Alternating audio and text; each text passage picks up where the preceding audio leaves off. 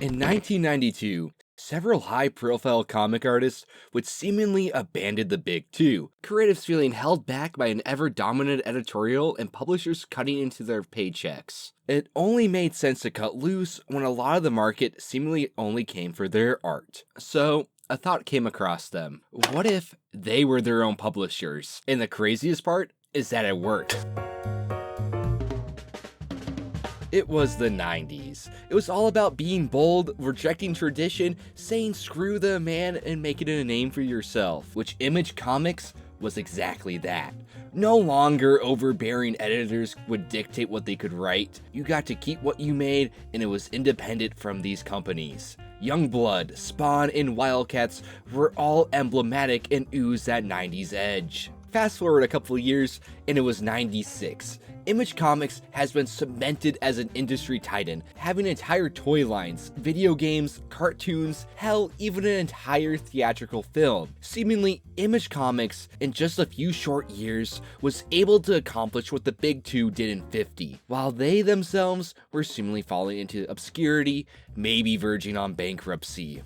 The comic crash is a massive topic that deserves its own video, maybe even multiple. But to keep a very, and I mean very long story short, it was a variety of things, but namely was the comic bubble. You see, by the turn of the 90s, comics were finally sought after. The secondary market valued these 60 to 50-year-old issues, but if that meant these older comics were seemingly worth something, that begs the question, what about the comics I'm buying right now? Which meant these were no longer just comic books. This was an investment. Who's to say what would be valuable 40 years from now? Leading to what we know as the speculation market, which boils to maybe they'll be worth something. And the moment Marvel caught wind of that, they immediately sunk their teeth into it. Marvel would print variant after variant, first edition after first edition. You wanted a holographic cover, maybe a guest artist variant, or maybe even a golden one, you name it, they probably printed it.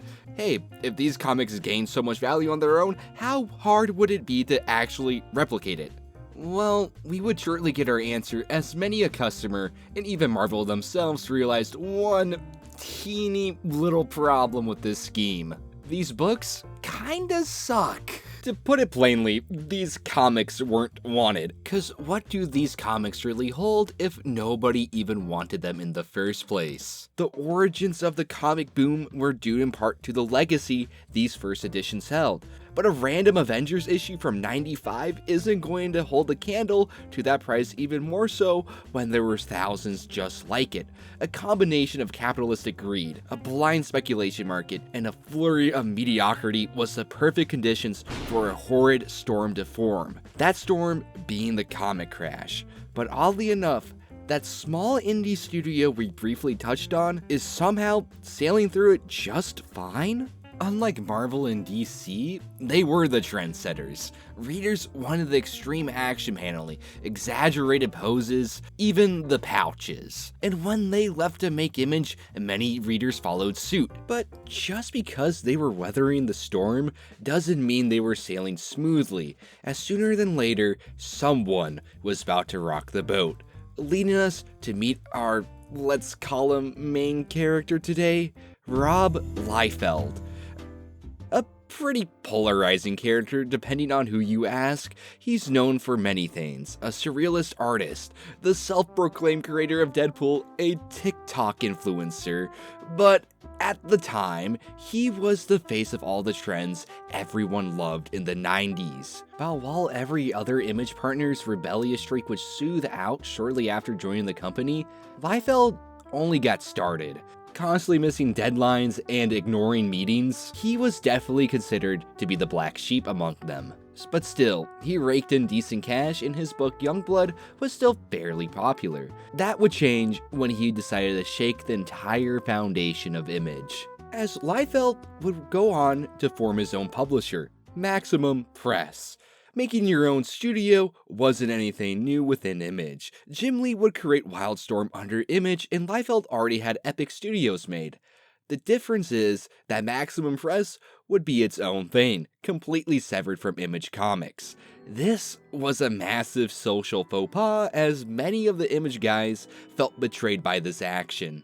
They took a massive gamble by leaving the two largest publishers and betting on their own talents, and while they were trying their hardest to make it work, Rob, on the other hand, was missing deadlines because he was seemingly too busy making his own publishing company. He was still an Image founder, but the damage was already done. Many of his colleagues wouldn't look at him in the same way for decades or even ever. He felt a certain distance from the industry, a first for him because this was his entire life.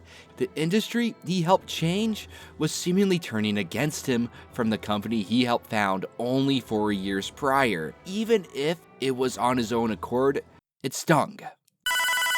But, do you want to write a comic for us? Marvel wanted a change. While they had some relatively popular books like Spider-Man and X-Men, a lot of this could be attributed to how they were able to move away from what came before in previous decades. X-Men had massive events with the Age of Apocalypse, a radical reimagining of the X-Men, and Spider-Man was able to grow and change. While not everything, some of this continued interest can be given credit to a lot of the Image partners who had previously worked on these characters, injecting them with the 90s edge. While their other titles, Avengers and the Fantastic Four, were seemingly running away from the trends of the 90s. They were stuck in their ways, seemingly antiquated to a lot of readers, and their sales reflected that. They were doing so poorly, Marvel had to think of something clever unless they wanted to be left behind, and they had the perfect idea for that. They reached out to Image partners Jim Lee and of course Rob Liefeld, promising them two things: complete creative control and loads of money. The two reasons why they split so long ago finally rectified. Jim Lee was given the Fantastic Four and Rob was given Captain America, where he would meet Jeff Loeb as the writer, and their goal was simple: give this iconic Marvel character a 90s makeover. Not like that. Nobody liked it. Readers either A, didn't care much for the Avengers, or fans of these characters felt off by Image's signature style. The worst case scenario, and after only 5 issues, Rob Liefeld would be removed from the book, being replaced by Jim Lee. This was only the tip of the iceberg, as the comic bubble popped. Failing to revitalize readers' interest in buying comics, the speculator market crashed as there was no one willing to buy the books in the first place. The comic industry was in a bad spot, and Rob Liefeld was arguably in a worse one. Heroes Reborn was supposed to be a shoo-in, a symbolic representation of Marvel taking the knee to its artists that embarrassed them. Instead, it became another rejection from the public, but the damage wasn't just at Marvel.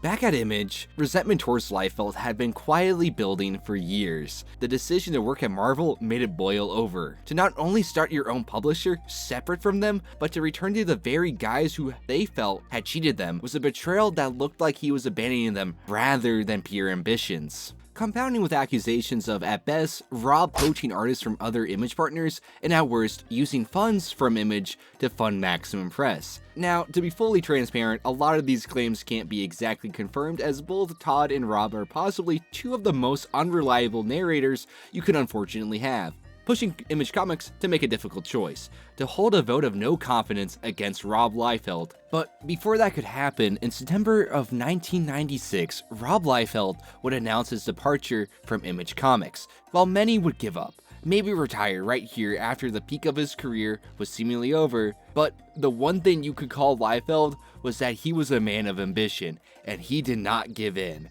He was still very much a millionaire by this point, and he would use that money to form a new publisher. Rob, we need to talk about these names, man. Now, despite being prematurely ousted from Captain America, he still had ideas he wanted to do. It was the perfect opportunity to use them for his new publisher. There was just only one problem. He didn't have Captain America, but Rob knew one thing for sure: Captain America wasn't the only patriotic hero, so what if just grab an already established character to draw in readers and have your own flair? That character being Fighting America. Fighting America was a golden age superhero made all the way back in the 40s, created by comic legends Joe Simon and Jack Kirby, who funnily enough were having difficulty with the rights of Captain America being owned by Marvel. Now, by the 90s, Fighting America was merely a footnote in history, typically only mentioned offhandedly when talking about the era. But in interviews, Rob would actually talk about how his time on Captain America affected him, that he saw the value in a patriotic hero, and that Marvel didn't own that. His words, not mine, but it does seem that his intentions were at least noble, but nobility can only get you so far. You actually need to get the rights to Fighting America first, so he went to Jack Kirby and Joe Simon's estate. Negotiations shouldn't be a problem, right? Well, apparently the people who were in charge of handling Joe Simon's estate didn't want to play ball and felt that Rob's offer was a little low, meaning Rob Liefeld and Jeff Loeb were cut off from Fighting America. Or so it seems, because Rob Liefeld had a second idea. What if he just made his own patriotic hero? I mean, really, what's stopping he got sued? Yes, while Agent America was being developed, Joe Simon's proxy, as he would call them, got wind of this and immediately tried suing him. In their defense, imagine what happened from their perspective. This comic hotshot comes into your office, asks you to use your characters from the 40s, you deny him, and then a couple months later, you hear wind of him creating an eerily similar character with an even more similar name. All you know is that this guy has taken more than a tad bit of inspiration and has a pretty nice chunk of change. Now, Rob didn't really want a lawsuit. Mind you, Awesome Comics hasn't even printed much of anything yet, and a lawsuit of this caliber would be a death sentence to any publisher. So of course, Rob would go back to Simon's estate and renegotiate a more favorable deal for the rights holders, and finally, he was allowed to use Fighting America. While there's a long list of similarities between Fighting America and Captain America, even down to having a sidekick, there was one small detail. Fighting America did not use a shield, so for the sake of familiarity, he decided to give his version of Fighting America the iconic weapon, and change his design a little bit. Now, obviously, something so minor wouldn't be such a they got sued. Again. This time, it wasn't just a single person. It was an entire company. Their former boss, Marvel. Their claim, Rob Liefeld is drafting off the success of Captain America and illegally using the ideas he made specifically for the Marvel company for his own financial gain with the new hero, Fighting America, which admittedly is an open and shut case and not in Liefeld's favor. Even Rob himself can admit that most judges are busy reading legal documents rather than comics to even know who Fighting America is. And it wouldn't take many glances of the two red, white, and blue heroes for a judge to notice the striking similarities between Rob and Marvel's creation. But it would soon go from bad to even worse, as while Marvel was filing their suit, they also swung for a temporary restraining order, meaning that if a judge were to approve it, Rob wouldn't be able to make the Fighting America comic. But the cherry on top, Marvel was legally required to notify Awesome Comics by 6 p.m. Pacific Standard Time. They filed the TRO request right on the dot, leaving Rob Liefeld with nothing but a good luck defending this.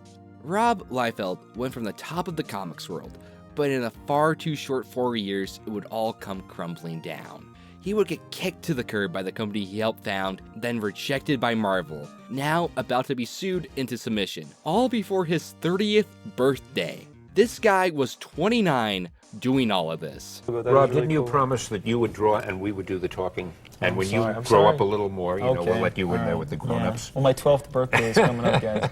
Most would give up, but Liefeld is not like most people. For Liefeld, comics was all he had known. There was nowhere else to go. He couldn't go back. Awesome Comics had only the morning after before a hearing in regards to the temporary restraining order, a priority to resolve for the company. They needed an opposing counsel to be present in front of the judge.